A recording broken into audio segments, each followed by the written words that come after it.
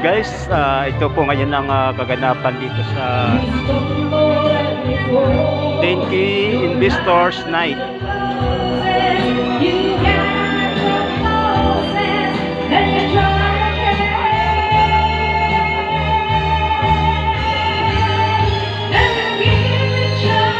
Galing lang kumakanta oh. Ganda ng boses.